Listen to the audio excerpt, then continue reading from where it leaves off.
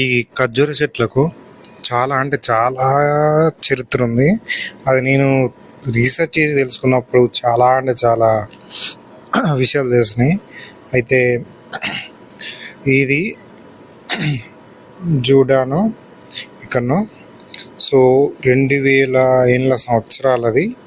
అందులో 7 రకాల విత్తనాలు పెడితే అవి మొలకెత్తినాయట.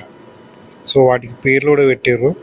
సో అండ్ ఓమన్లో కొడుకు కొడితే ఒక ఖర్జూరం చెట్టు పెడతారంట.